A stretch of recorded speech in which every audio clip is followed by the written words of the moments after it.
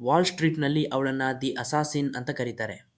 ಜಗತ್ತಿನ ದೊಡ್ಡ ಕಂಪನಿಗಳನ್ನೇ ಒಂದೇ ಒಂದು ವರದಿಯಿಂದ ಪಾತಾಳಕ್ಕೆ ತಳ್ಳೋ ಶಕ್ತಿ ಆಕೆಗಿದೆ. ಆದರೆ ಆಕೆ ವೈರ್ ಕಾರ್ಡ್ ಕಂಪ್ನಿಯನ್ನೇ ಟಾರ್ಗೆಟ್ ಮಾಡಿದಾಗ ಏನಾಯ್ತು ಗೊತ್ತಾ? ಇಡೀ ಫೈನಾನ್ಷಿಯಲ್ ಲೋಕವೇ ಶಾಕ್ ಆಗಿತ್ತು. ವೈರ್ ಕಾರ್ಡ್ ಜರ್ಮನಿಯ ಅತಿದೊಡ್ಡ ಫಿನ್ಟೆಕ್ ಕಂಪನಿ. ಡಿಜಿಟಲ್ ಪೇಮೆಂಟ್ಸ್ ಲೋಕದಲ್ಲಿ ಅದೊಂದು ಬೃಹತ್ ಹೆಸರು.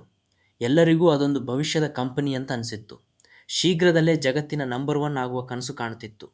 ಆದರೆ ಈ ವೈಭವದ ಹಿಂದೆ ಒಂದು ಕರಾಳ ಸತ್ಯ ಅಡಗಿತ್ತು. ಅವರು ತೋರಿಸಿದ ಲೆಕ್ಕಪತ್ರಗಳು, ವಹಿವಾಟುಗಳು ಎಲ್ಲವೂ ಸುಳ್ಳು. ಕಂಪನಿಯ ಖಾತೆಯಲ್ಲಿ ಇರಬೇಕಿದ್ದ ನೂರಾರು ಕೋಟಿ ಯೂರೋಗಳು ಕಣ್ಮರೆಯಾಗಿದ್ದವು. ಇದು ಕೇವಲ ಒಂದು ಸಣ್ಣ ತಪ್ಪಾಗಿರಲಿಲ್ಲ, ಅದೊಂದು ದೊಡ್ಡ ವಂಚನೆ. ಹೀಗಿರುವಾಗ ಶಾರ್ಟ್ ಸೆಲ್ಲರ್ ಫಹ್ಮಿ ಕಾದಿರ್ ಈ ಕಂಪನಿಯನ್ನು ಎಳೆ ಎಳೆಯಾಗಿ ಪರೀಕ್ಷಿಸಲು ಶುರು ಮಾಡಿದಳು. ಆಕೆಯ ತೀಕ್ಷ್ಣ ನೋಟಕ್ಕೆ ವೈರ್ ಕಾರ್ಡ್ನ ಸುಳ್ಳುಗಳ ಗೋಡೆ ಅಲುಗಾಡಲು ಶುರುವಾಯಿತು. ಆಕೆಯ ತನಿಖಾ ವರದಿಗಳು ದೊಡ್ಡ ಸಂಚಲನ ಮೂಡಿಸಿದವು.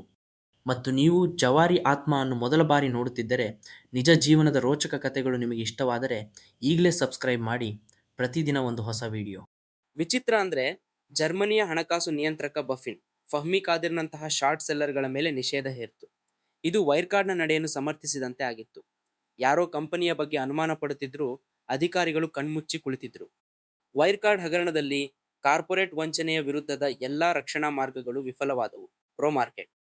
ಆದರೆ ಸತ್ಯ ಹೆಚ್ಚು ಕಾಲ ಮುಚ್ಚಿಡಲು ಸಾಧ್ಯವಾಗಲಿಲ್ಲ.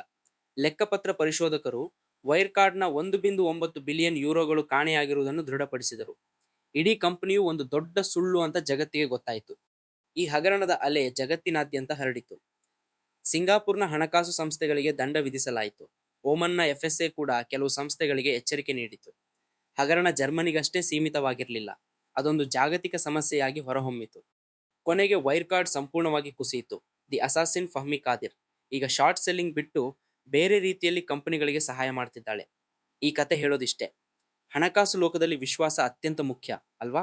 ಈ ಕತೆ ನಿಮ್ಮ ಸ್ನೇಹಿತರ ಜೊತೆ ಶೇರ್ ಮಾಡಿ, ಕಾಮೆಂಟ್ ಮಾಡಿ.